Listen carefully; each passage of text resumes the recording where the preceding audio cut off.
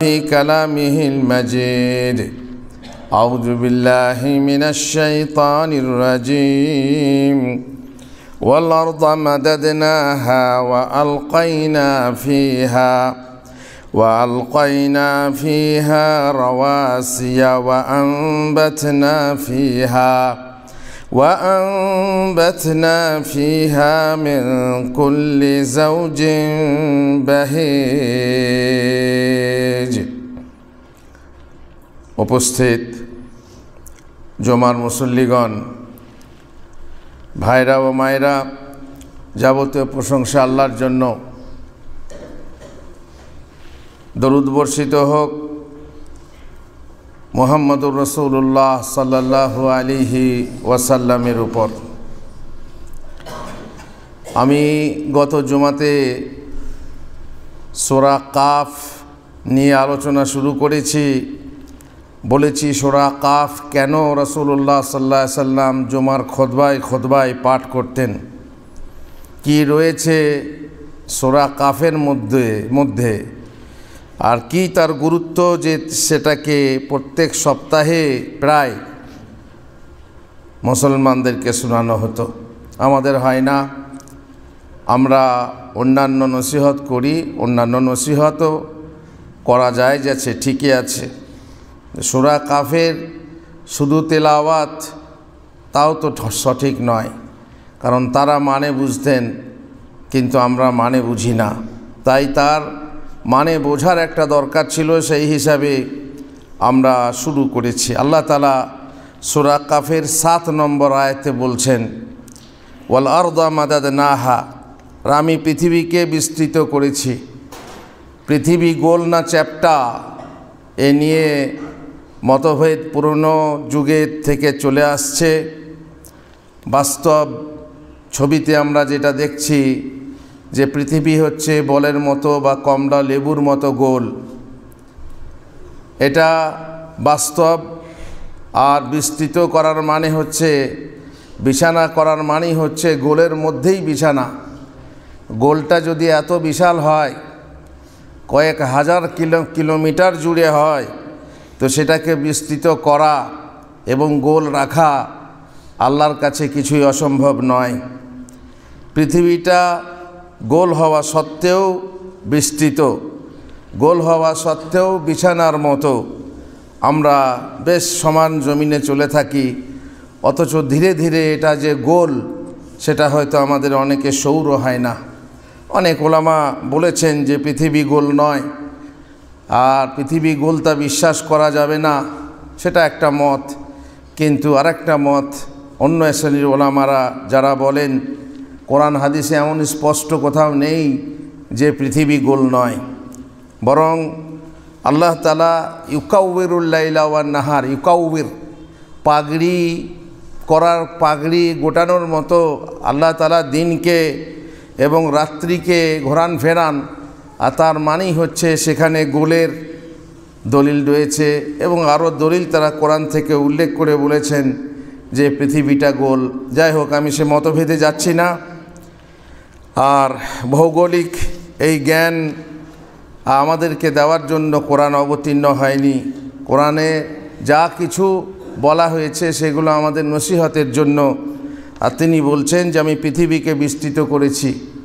আমাদের জন্য পৃথিবী বিস্তৃত আছে, বিস্তীর্ণ এলাকা, উঁচু নিচু নেই আমরা দেখতে পাই, কিন্তু আসলে সেটা আস্তে আস্তে আস্তে গোলের দিকে ধাবিত হয়েছে। সেটা আমরা খালি চোখে বুঝতে পারছি না বা কাছে থেকে বুঝতে পারছি না। যখন আকাশে উঠি তখন আমরা বুঝতে পারি যে হ্যাঁ, পৃথিবীটা কিভাবে গোল হয়ে আছে।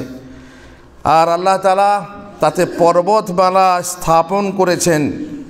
বলছেন ও আলকাইনা ফিহা রাওয়াসিয়া, পর্বতমালা স্থাপন করেছি। আর সেটা কেমন?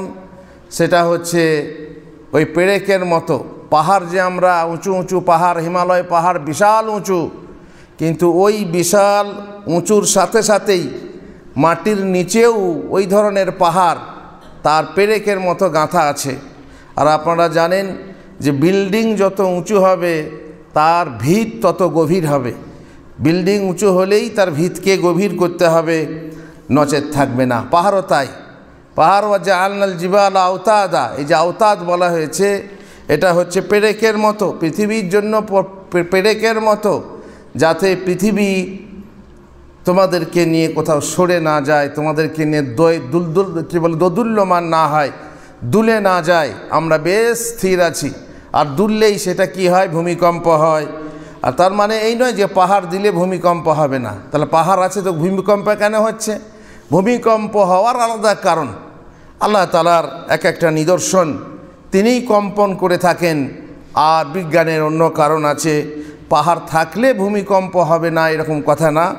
পাহাড় থাকলে এই পৃথিবী তার কক্ষস্থল থেকে অন্যদিকে সরে যাবে না, বা তার আকর্ষণের মধ্যে যে সূর্যের যে যত দূরে থাকা দরকার তত দূর থেকে সে সরে যাবে না, টলবে না। এই জন্য পাহাড়কে তিনি গেঁথে দিয়েছেন। তারপরে আল্লাহ বলছেন ওয়া আমবাতনা ফিহা মিন কুল্লি জাওজিম বাহিজ, আর আমি তাতে এই পৃথিবীর বুকে উদ্গত করেছি চোখ জোড়ানো নানা প্রকার উদ্ভিদ। এ কথা আমি গত জমাতেও বলেছি, যেদিকেই তাকাবেন সবুজ আর সবুজ। অবশ্য মরুভূমিতে তার দৃশ্য আলাদা, কিন্তু আমাদের দেশে আমাদের শস্য শ্যামলা, আমাদের দেশে দৃশ্য আলাদা, যেখানে দেখে নয়ন জোড়ায়। কাশ্মীরকে দুনিয়ার জান্নাত বলা হয়েছে, কাশ্মীরে আলাদা। এবং আমাদের দেশেও নদী নালার দেশ, সেখানে আমরা দেখতে পাই চোখ যেদিকে যায় ধানের সময় সবুজ ধান, আবার ধান যখন পেকে যায় তখন মনে হয় যেন সোনা বিছানো আছে। আল্লাহ তাআলার এসব এক একটা নিয়ামত, যে নিয়ামত আল্লাহ তাআলা আমাদেরকে দিয়েছেন। আর জৌজ মানে হচ্ছে জোড়া জোড়া, প্রত্যেক জিনিসের জোড়া জোড়া তিনি সৃষ্টি করেছেন। যেমন নরনারীর জোড়া জোড়া সৃষ্টি করেছেন, নরনারীর জোড়া জোড়া সৃষ্টি করেছেন মানে প্রত্যেককে জোড়া সৃষ্টি করেছেন এমন কথা নয়, নর নারী হিসাবে জোড়া। কিন্তু অনেকে আছে জোড়া হওয়ার আগেই মারা যায়। ছেলে বিয়ে হলো না মারা গেল, তার জোড়াটা কই? মেয়ে বিয়ে হলো না মারা গেল, তার জোড়াটা কই?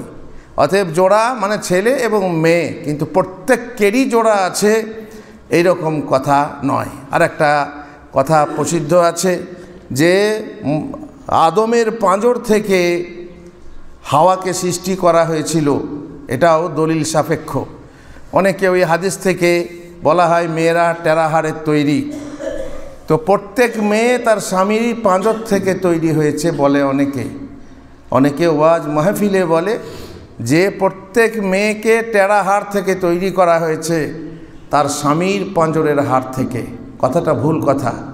প্রত্যেক মেয়েকে যদি স্বামীর পাঁজর হাড় থেকে তৈরি করা হয়, যে মেয়ের স্বামী হলো না, যে মেয়ে ছোটোবেলায় মারা গেল, বিয়ের আগে মারা গেল, তাকে কার হাড় থেকে তৈরি করা হয়েছিল? সুতরাং কথাটা ভুল। কথাটা কি? শুধুমাত্র যদি হাড় থেকে, আদমের হাড় থেকে, মানুষের হাড় থেকে তৈরি করা হয়েছে, স্বামীর হাড় থেকে তৈরি করা হয়েছে, সেটা শুধুমাত্র আমাদের মা হাওয়া আলাইহিস সালামকে আদমের হাড় থেকে, আদমের পাঁজরের হাড় থেকে সৃষ্টি করা হয়েছে। তবু হাদিসে আছে যে এটা অবশ্য লম্বা একটা কথা আছে যে সেটা আসলে হাড় থেকে তৈরি নাকি এটা শুধুমাত্র উদাহরণ দেওয়ার জন্য বলা হয়েছে। এ নিয়ে বিস্তারিত আমি আলোচনা করেছি আমার বই মানবের উপমান অমানব বইতে। আল্লাহ তাআলা আমাদের জোড়া জোড়া সৃষ্টি করেছেন। আর এসব করেছেন কেন? আল্লাহ তাআলা বলছেন তাবসিরাতাও ওয়া যিকরা লিকুল্লি আবদিন মুনিব, আল্লাহ অভিমুখী প্রত্যেক ব্যক্তির জন্য, যারা আল্লাহতে ঈমান রাখে, আল্লাহর প্রতি অভিমুখ করে, আপদে বিপদে আল্লাহকে ডাকে, আল্লাহর কাছে দোয়া করে, আল্লাহর ইবাদত করে, এইসব প্রত্যেক বান্দার জন্য আল্লাহ জ্ঞান রেখেছেন এবং উপদেশ রেখেছেন। এসব দেখো এবং আল্লাহকে চিন্তা করো। আল্লাহ কত কিনা দিয়েছেন, আকাশ পৃথিবীর সৃষ্টি এবং অন্যান্য বস্তুর দর্শন ও সেগুলোর প্রকৃতত্ব সম্পর্কে জানা। এসব হলো এমন লোকেদের জন্য জ্ঞান, উপদেশ এবং শিক্ষার উপকরণ স্বরূপ, যারা আল্লাহ অভিমুখী, যারা আল্লাহকে ভালোবাসে, যারা আল্লাহতে ঈমান রাখে ইত্যাদি। অতএব ফাবিআইয়ি আলাই রাব্বিকুমা তুকাজ্জিবান, তোমরা আল্লাহর দেওয়া কোন নিয়ামতকে মিথ্যা জ্ঞান করবে হে জিন ও ইনসান। আল্লাহ তাআলা তার পরের আয়াতে বলছেন 9 নম্বর আয়াতে, ওয়ানাজ্জালনা মিনাস সামাই মাআম মুবারাকা ফাআমবাতনা বিহি জান্নাতিন ওয়া হাব্বাল হাসিদ। আর আকাশ থেকে আমি বর্ষণ করি কল্যাণকর বৃষ্টি এবং তার দ্বারা আমি সৃষ্টি করি বহু বাগান ও পরিপক্ক শস্যরাজি। আমরা দেখতে পাচ্ছি বাগান, যেদিকেই যাবেন শুধু বাগান হয়ে আছে। যারা বাগান রাখে না তার আলাদা কথা, কিন্তু যেখানে বাগান তৈরি হয়েছে, বনভূমি তৈরি হয়েছে, কোথাও বাগান আছে আমের বাগান, কোথাও খেজুরের বাগান। সৌদি আরবে অবাক লাগবে, এত লম্বা বিশাল সবুজ হয়ে আছে খেজুরের বাগান। এই পরিপক্ক শস্যরাজি আমাদের ধান, গম ইত্যাদি, এই শস্য কাটা শস্য বলতে সেই ক্ষেতগুলো যেগুলো থেকে গম, ভুট্টা, জোয়ার, বাজরা, ডাল, ধান ইত্যাদির ফসল হয় এবং তা সুরক্ষিত করে রাখা হয়, যেটাকে আমরা বলে থাকি শস্য। আর তিনি সৃষ্টি করেছেন ওয়ান্নাখলা বাসিকাতিন লাহা তালউন নাদীদ, উঁচু উঁচু খেজুর বৃক্ষ, আর যাতে আছে কাঁদি কাঁদি খেজুর। কাঁদি কাঁদি খেজুর যারা সৌদি আরবে গেছেন কিংবা আপনারা দেখেছেন ছবিতে, আজকাল সব কিছুই দেখা যায়। কত কত বিশাল বিশাল বাগান, আমরা নিজের চোখে সেই বাগানে ঘুরে বেরিয়ে নিজে গাড়ি চালিয়ে দেখেছি। কত বিশাল বিশাল বাগান, আর খেজুরের সময় কি লাল হলুদ খেজুর, সবুজের সময় সবুজ খেজুর, এত বড় বড় কাঁদি। আর সেসব দেখে সত্যিই অবাক হয়, অবাক হতে হয় মানুষকে। আর আল্লাহ তাআলার প্রশংসা করতে হয় যে আল্লাহ তাআলা কীভাবে ওই আরব দেশে, যেখানে ধানের মতো ফসল হয় না, যেখানে এখন প্রধান খাদ্য ধানের চাল হয়ে গেছে, যেখানে প্রধান খাদ্য ছিল খেজুর এবং গম, আর এখন প্রধান খাদ্য হয়েছে চাল। যদিও সেখানে চালের প্রোডাকশান বেশি নেই, সামান্য পরিমাণ আছে, আর সারা বিশ্ব থেকে সেখানে চাল যাচ্ছে। চাল হয়ে গেছে তাদের প্রধান খাদ্য। যে চাল আমরা খেতে পাই না, তারা টাকার জন্য খাচ্ছে, তারা কিনে খাচ্ছে। সেই দেশে খেজুর গাছ দেখলে বহু মানুষ, সারা বিশ্বে সেই খেজুর দান করা হয়। একজন মানুষ আছেন দানশীল মানুষ, সারা বিশ্বের জন্য গরিব দেশগুলোতে খেজুর বিতরণ করে থাকেন রমজান মাসে। আল্লাহু আকবার। সেই খেজুরের বাগানকে তিনি ওয়াকফে করে রেখেছেন এবং তাতে কত সব লাভ হয় আল্লাহ জানেন। আচ্ছা, এই সমস্ত খেজুরের গাছ স্তরে স্তরে থোকায় থোকায় বিন্যস্ত কাঁদিওয়ালা বহু বাগান এর আওতায় খেজুর গাছও এসে যায়, তবুও তাকে পৃথকভাবে বিশেষভাবে উল্লেখ করা হয়েছে। এ থেকে খেজুরের সেই গুরুত্ব স্পষ্ট হয় যা আরববাসীদের কাছে আছে। আরববাসীদের খাদ্য খেজুর। আপনার সকালবেলায় উঠলো, ভোরের বেলায় উঠেই খেজুর দিয়ে কফি খাবে, তারপরে আবার নাস্তার সময় খেজুর, তারপর যখনই মেহমান এলো আবার তা থেকে কফি খেতে হবে, দিনে দুপুরে ভাত খাওয়ার আগে আবার কফি এবং খেজুর দিয়ে, তারপর বিকালে আবার সেই খেজুর, আবার সে রাতে খাওয়ার পরে খেজুর, আগে খেজুর।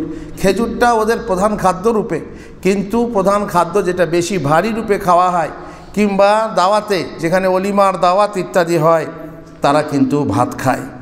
আল্লাহ তাআলা বলছেন রিজকাল লিল ইবাদ, এসব বান্দাদের জন্য আমি জীবিকা স্বরূপ, রুজি স্বরূপ দান করেছি। ওয়া আহইয়াইনা বিহি বালদাতাম মাইতান, আর বৃষ্টি দ্বারা আমি জীবিত করি মৃত ভূমিকে। দেখবেন এখন বৃষ্টি বন্ধ হয়ে গেছে, আস্তে আস্তে ভূমিতে কিছু নেই, মরুভূমির মতো দেখা যাচ্ছে।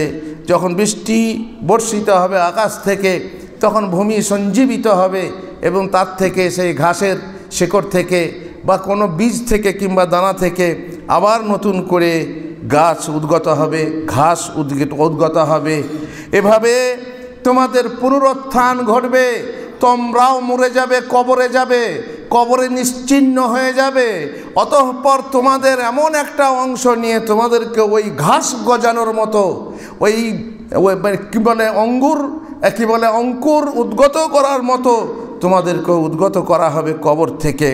যেভাবে বৃষ্টির দ্বারা আমি মৃতভূমিকে সজীব ও সবুজ বানিয়ে দিই, এইভাবেই কিয়ামতের দিন আমি মানুষকে কবর থেকে জীবিত করে ওঠাবো।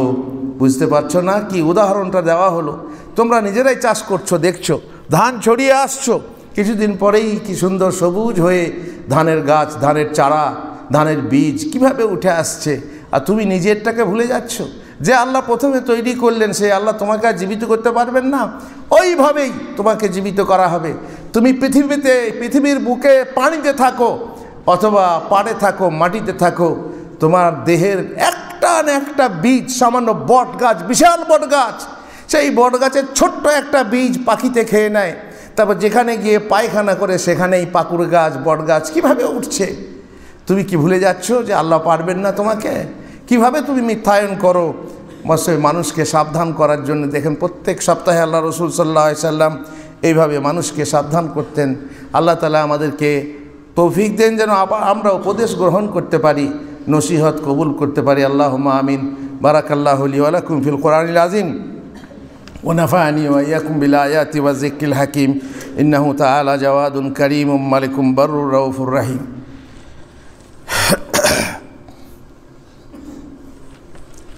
আলহামদুলিল্লাহ রাব্বিল আলামিন ওয়াসসালাতু ওয়াসসালামু আলা রাসূলিহিল কারীম ওয়া আলা আলিহি ওয়া সাহবিহি আজমাইন। না, তবুও মানুষ বিশ্বাস করে না, মানুষের বিশ্বাস হয় না।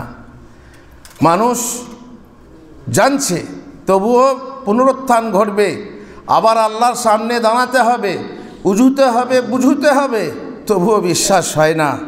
নবী এলেন, কিতাব অবতীর্ণ হলো, তবুও মানুষের বিশ্বাস হয় না। এসব উপাখ্যান, এসব পুরনো কথা, আবার আমাদেরকে আল্লাহর কাছে ফিরে গিয়ে হিসাব দিতে হবে, এসব পুরনো কথা বলে সবাই মিথ্যায়ন করলো। আমাদের শেষ নবীকেও মিথ্যায়ন করা হলো। আল্লাহ তাআলা বলছেন, কাযযাবাত কাবলাহুম কওমু নূহিন ওয়া আসহাবুর রাসসি ওয়া সামুদ। তাদের পূর্বেও মিথ্যা গান করেছিল নূহের সম্প্রদায়, রাস ও সামুদ সম্প্রদায়, এরাও মিথ্যায়ন করেছিল। তারাও আল্লাহকে মিথ্যা ভেবেছিল, তারাও নবীকে মিথ্যা ভেবেছিল। আসহাবুর রাস সম্প্রদায়ের নির্দিষ্টকরণের ব্যাপারে মুফাসসিরদের মাঝে বড়ই মতভেদ রয়েছে। আর ইমাম ইবনে জারির তাবারি সেই উক্তিটিকেই প্রাধান্য দিয়েছেন, যাতে তাদেরকে আসহাবে উখদুদ, যেটা সূরা বুরুজের মাঝে কুণ্ডের অধিপতি বলা হয়েছে, যার আলোচনা রয়েছে সূরা বুরুজে, সেই আগুন গর্ত খুঁড়ে মোমেনদেরকে যে ফেলে শাস্তি দেওয়া হয়েছিল, তারাই হচ্ছে আসহাবুর রাস। আর সামুদের ব্যাপার আপনারা জানেন, যাদের মাঝে সালেহ আলাইহিস সালাম নবী হয়ে গিয়েছিলেন এবং তাদের মুজিজা ছিল উট। তারা চেয়েছিল, তোমাকে বিশ্বাস হয় না, তুমি আমাদেরকে হেদায়েত করছো, তুমি আল্লাহর নবী বলছো, ঠিক আছে, তুমি দেখাও তো, এই পাহাড় থেকে একটা উটনি বের করে দেখাও, দুধের উটনি হবে, আমরা দুধ খাবো। এই যে কি আর বলবো, ঈসা আলাইহিস সালামকে কি বললো যে আকাশ থেকে কি পাঠাতে হবে না, খাঞ্চা, একবারে খানা দিয়ে সাজানো টেবিল পাঠাতে হবে, খাঞ্চা ভরা খাবার পাঠাতে হবে। ঈসা আলাইহিস সালামকে বলা হলো। মুসা আলাইহিস সালামকে কত বলা হলো? মুসা আলাইহিস সালাম 9টা নিদর্শন মুজিজা আনয়ন করলেন, তবুও টেরা হার আর সোজা হলো না। টেরা কুকুরের লেজ, আর ঘি দিয়ে মরলেও, পুরনো সর্ষে তেল পুরনো ঘি দিয়ে মরলেও সোজা হলো না। তারা তা মিথ্যা জ্ঞান করেছিল। এইভাবে আল্লাহ তাআলা বলছেন যে নূহ আলাইহিস সালাম 950 বছর, আল্লাহু আকবার, 950 বছর বেঁচে থেকে সবাইকে নসিহত করতে থাকলেন, কিন্তু না, পরিশেষে যতক্ষণ পর্যন্ত না তারা আযাব দেখলো এবং পানিতে, বন্যাতে, তুফানে ধ্বংস হয়ে গেল, তখন তার আগে পর্যন্ত তারা বিশ্বাস করল না। সুতরাং এই তো অবস্থা। তেমনি আদ, ফেরাউন, ইখওয়ানে লূত, আদ, ফেরাউন এবং লূত সম্প্রদায় তাদের নবীকে বিশ্বাস করলো এবং আল্লাহকে অবিশ্বাস করলো। ওয়াসহাবুল আইকাতি ওয়া কওমু তুব্বা, এইভাবেই আইকার অধিবাসী ও তুব্বা সম্প্রদায়, কুল্লুন কাযযাবার রাসূলা ফাহাক্কা ওয়াঈদ, তারা সবাই রসুলদেরকে মিথ্যাবাদী বলেছিল, ফলে তাদের উপর আমার শাস্তির প্রতিশ্রুতি সত্য হয়ে গেছে। যারা মিথ্যায়ন করেছিল তাদেরকে ধ্বংস করে দেওয়া হলো। সামুদ জাতিকে ধ্বংস করে দেওয়া হয়েছে, তারপরে তুব্বা জাতিকে ধ্বংস করে দেওয়া হয়েছে। সমস্ত জাতিকে আইকা বলা হয়, আইকা যেটা আসহাবুল আইকা বলা হয়েছে। আইকা হচ্ছে জঙ্গল, আইকা হচ্ছে জঙ্গল। সোয়াইব আলাইহিস সালামের জাতি ও মাদিয়ান শহরের আশেপাশের বাসিন্দাদেরকে বোঝানো হয়েছে। আরও বলা হয় যে আইকা হচ্ছে ঘন ডাল পাতা বিশিষ্ট গাছ, আর এই রকম একটি গাছ মাদিয়ানের উপকণ্ঠে ছিল, মাদিয়ান শহরের, যার পূজা করা হতো, গাছ পূজা করা হতো। গাছ পূজা সৌদি আরবেও হতো। এই যে ওয়াহাবি ওয়াহাবি করি, মোহাম্মদ বিন আব্দুল ওয়াহাব রাহিমাহুল্লাহ যখন এসেছেন, তার দোষ কি? কেন মাজারিরা, কেন পূজারীরা তাকে গালাগালি করে এবং কাফের বলে? যেহেতু তাদের পূজা বন্ধ করে দিয়েছিল। গাছ পূজা, মেয়েরা গাছ পুজত, গাছের খেজুর গাছ যেটা সাঁড়া গাছে জড়িয়ে ধরে বলতো ইয়া ইয়া ফাহলাল ফহুল আবগাল বাল কাবলাল হাউল, এই বনস্পতি, ও হে বনস্পতি, বছর ফেরার আগে আমি চাহি নিজ পতি। তার মানে বছর ফেরার আগে যেন আমার স্বামী হয়। দুঃখের বিষয় এইভাবে, যেমন ওরা অমুক পূজা করে তমক পূজা করে ভালো স্বামী পাওয়ার জন্য। আমিও দেখেছি মদিনার বুকে যখন রাসূলুল্লাহ সাল্লাল্লাহু আলাইহি ওয়াসাল্লামের কবরের পাশে বসে পড়াশোনা করেছি ফাঁকার সময়, তখন কখনো কখনো দেখেছি রেলিংয়ের ভিতরে কাগজ পড়ে আছে, আর সেই কাগজ তুলে নিয়ে কুড়িয়ে দেখেছি এক মেয়ের পাঠানো কাগজ, তাতে লেখা আছে ইয়া রাসূলুল্লাহ, আমি যেন একটা ভালো স্বামী পাই। কার কাছে চাইছে? আল্লাহর দরবার ছেড়ে বিশ্বাস হয় না সরাসরি এই পীর মাজার, তারপরে ঠাকুর মূর্তি এবং গাছরা। আমাদের গাছ পূজা, আল্লাহু আকবার। কোনো গাছে জুতো ঝোলানো আছে, কোনো গাছে সুতো বাঁধা আছে, কোনো গাছে গামছা ঝোলানো থাকে, কোনো গাছ কুলো বাঁধা আছে, কত রকমভাবে গাছ পূজা হচ্ছে। এইভাবে নানা রকম পূজা চলতে থাকে এক এক নিয়তে। কেউ ছেলে নেওয়ার জন্য, কেউ ভালো স্বামী নেওয়ার জন্য, কেউ চাকরি নেওয়ার জন্য। শিক্ষিত মানুষরা পর্যন্ত অশিক্ষিতের মতো কাজ করছে, মূর্খের মতো। যারা মাজারে আসছে, গাড়ি ভালো ভালো গাড়ি, একদম উচ্চ হাই ফ্যামিলি মানে লোক, তারা গাড়ি নিয়ে ফ্যামিলি নিয়ে সোতা ভালকি মেলা আসছে, দাতা কি বলে পাথর চাবড়ির মেলা আসছে, আর লুটিয়ে দিচ্ছে টাকা পয়সা। আল্লাহুল মুস্তাআন। জ্ঞান যে কত বড় জিনিস, সঠিক জ্ঞান সেটা সবারই জানা নেই। যাই হোক, সেই গাছের পূজা হতো। এরকম একটি গাছ মাদিয়ানের উপকণ্ঠে ছিল, আর যার পূজা করা হতো। শোয়েব আলাইহিস সালামের নবুয়াতের পরিধি ও দাওয়াত তাবলীগের পরিসীমা মাদিয়ান থেকে ওর আশপাশের বসতি পর্যন্ত ছিল। যেখানে আইকা গাছের পূজা হতো, সেখানে বসবাসকারীদের আসহাবুল আইকা বলা হয়েছে। এই হিসাবে আসহাবুল আইকা ও মাদিয়ানবাসীদের নবী ছিলেন একজন, অর্থাৎ কেবল শোয়েব আলাইহিস সালাম, যে শোয়েবের কম সম্প্রদায় ওজনে কম বেশি করত, আর তার ফলে তাদেরকে ধ্বংস করা হয়েছিল। এইবারে তুব্বা বলা হয় সাবা সম্প্রদায় যে ছিল, সাবা। লাকাদ কানা লিসাবাইন ফি মাসকানিহিম, ইয়ামানের একটা শহর যার নাম হচ্ছে সাবা, যেখানে সাবা রানী ছিল, সেখানে সম্প্রদায়কে বোঝানো হয়েছে। সাবাই হেমিয়ার নামক একটা গোত্র ছিল, যে হেমিয়ারি, আমাদের নাহুর ছেলেরা পড়ে লোগা হেমিয়ারিয়া, এটা হামিরা নয়, বরং হিময়ার। এই হিময়ার এক গোত্র ছিল, এটা তাদের বাদশাকে তুব্বা বলা হতো, এদের বাদশাকে তুব্বা বলা হতো, মানে এদের লকব ছিল। যেমন রোমক রাজাদের কায়সার বলা হয়, পারস্য রাজাদেরকে কিসরা বলা হয়, মিশরের শাসকদেরকে ফেরাউন বলা হয়, মানে বলা হতো তখন সেই যুগে, এবং হাবশা রাজাদেরকে নাজাসি বলা হতো। এখন সৌদি আরবের বাদশাদেরকে কি বলা হয়? খাদেমুল হারামাইন। এইবার প্রত্যেক দেশের রাজা বাদশাদের এক এক লকব ছিল, এইভাবে তুব্বা হচ্ছে তাদের লকব। ঐতিহাসিকগণ তারা বলেন তুব্বাদের মধ্যে কোনো তুব্বা বড় বিজয় আধিপত্য অর্জন করে। কোনো ঐতিহাসিক তো এতদূর পর্যন্ত বলেছেন যে তারা দেশসমূহ জয় করতে করতে সমরকান্দ পর্যন্ত পৌঁছে গিয়েছিল। এইভাবে আরও কয়েকজন প্রতাপশালী বাদশাহ এই জাতির মধ্যে অতিবাহিত হয়েছে, এবং তারা তাদের যুগের এক বৃহত্তম সম্প্রদায় ছিল, যারা শক্তি, ক্ষমতা, প্রভাব, প্রতিপত্তি এবং সুখ স্বাচ্ছন্দ্যের দিক দিয়ে পৃথক বৈশিষ্ট্যের অধিকারী ছিল। কিন্তু যখন এ জাতীয় নবীদেরকে মিথ্যা জ্ঞান করলো, নবীকে বিশ্বাস হয় না, তখন তাদেরকেও আল্লাহ তাআলা ধ্বংস করে শেষ করে দিলেন। এদের মধ্যে সকলেই নিজেদের নবীকে মিথ্যা জ্ঞান করেছে। এতে রয়েছে রাসূলুল্লাহ সাল্লাল্লাহু আলাইহি ওয়াসাল্লামের জন্য সান্ত্বনা। এ রাসূলুল্লাহ, ইয়া মুহাম্মদ, তুমি মন খারাপ করো না, বরং প্রত্যেক নবীকেই অস্বীকার করা হয়েছিল, তোমাকেও অস্বীকার করা হবে। তুমি ভেবো না যে শুধু তোমাকেই মিথ্যা জ্ঞান করা হচ্ছে, তোমাকেই মিথ্যা মনে করা হচ্ছে না, তোমার পূর্বের নবীদেরকেও অস্বীকার করা হয়েছিল।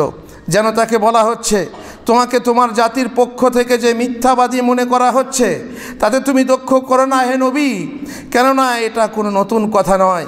তোমার পূর্বের নবীদের সাথে তাদের জাতিরাও এরূপ আচরণই করেছে, একই আচরণ। অন্যদিকে মক্কাবাসীদেরকে সতর্ক করা হচ্ছে, এই মক্কাবাসীরা, পূর্বের জাতিরা তাদের নবীদেরকে মিথ্যাবাদী মনে করার কারণে তাদের পরিণাম কি হয়েছে দেখে নাও। আমি তাদের সাথে কিভাবে তাদেরকে ধ্বংস করেছি, তোমরাও সাবধান হয়ে যাও। তোমরাও যদি আমার নবীকে মিথ্যায়ন করো, তোমরাও কি এই রকম পরিণাম পছন্দ করবে? তোমরাও কি চাও যে তোমাদের ওপরে পাহাড় দিয়ে তোমাদেরকে পিষে মেরে দেওয়া হবে? যদি এরকম পরিণাম পছন্দ না করো, তবে মিথ্যা ভাবার পথ ত্যাগ করো এবং নবীর উপর ঈমান আনয়ন করো। হে মক্কাবাসী, সাবধান হয়ে যাও। আর মক্কা থেকে ঘোষণা হচ্ছে, হে বিশ্ববাসী, তোমরা সাবধান হয়ে যাও, নবীকে অস্বীকার করো না। সর্বশেষ নবী যিনি এসেছেন তোমাদের মাঝে, আসছে কেয়ামত, কেয়ামতের আগে তোমরা সতর্ক হয়ে যাও। সমস্ত ধর্মের মানুষকেই আহ্বান যে তোমাদের অবিশ্বাস আছে যে শেষ নবীর প্রতি। এমনকি কিছু লোক যারা নিজেদের নবীদেরকে বিশ্বাস করে, খ্রিস্টানরা ঈসাকে মানে, ইহুদিরা হয়তো মুসাকে মানে, সুলেমানকে মানে, আর আমরা সবাইকে মানি। শেষ নবী সবাইকেই মানেন, আর আমরা সব নবীকেই মানি। আর তোমরা শেষ নবীকে যখন মানছো না, তখন জেনে রেখো জান্নাতে যাওয়ার পথ একটাই, আর সেটা হচ্ছে শেষ নবীকে বিশ্বাস করেই জান্নাত যেতে পারবে, নচেত জান্নাতের দরজা আর কারোর জন্য খোলা নেই। আল্লাহ আমাদেরকে হেদায়েত করুন, আল্লাহ আমাদেরকে পথ দেখান। আল্লাহুম্মা আমিন। আল্লাহুম্মা সাল্লি আলা মুহাম্মদ ওয়া আলা